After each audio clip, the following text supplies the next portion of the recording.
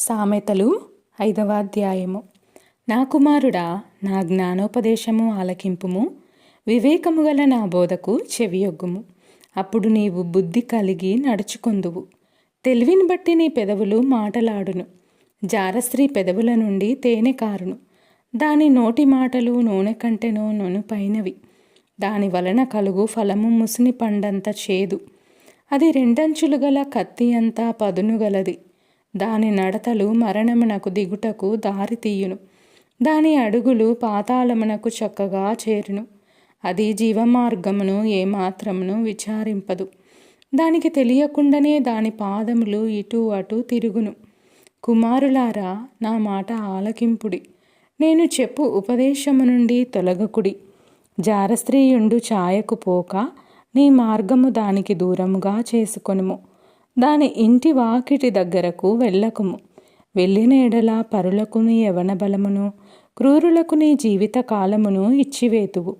నీ ఆస్తి వలన పరులు తృప్తి పొందుదురు. నీ కష్టార్జితము అన్యుల ఇల్లు చేరును. తుదకు నీ మాంసమును నీ శరీరమును క్షీణించినప్పుడు, అయ్యో, ఉపదేశముని నెట్లు త్రోసివేసి తిని, నా హృదయము గద్దింపునెట్లు తృణీకరించెను. నా బోధకుల మాట నేను వినకపోతిని. నా ఉపదేశకులకు నేను చెవియొగ్గలేదు. నేను సమాజ సంఘముల మధ్య నుండినను ప్రతి విధమైన దౌష్ట్యమునకు లోబడుటకు కొంచెమే ఎడమాయను అని నీవు చెప్పుకొనుచు మూలుగుచూ నుందువు.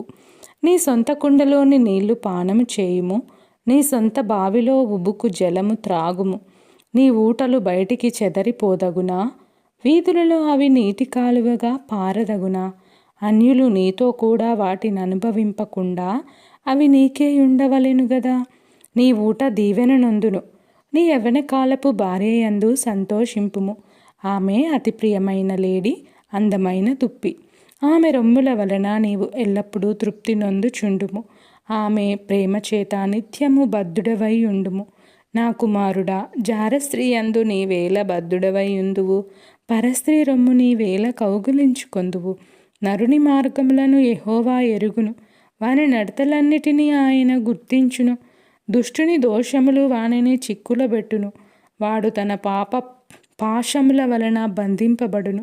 శిక్ష లేకయే అట్టివాడు నాశనమగును. అతి మూర్ఖుడై వాడు త్రోవ తప్పిపోవును. ఆమెన్.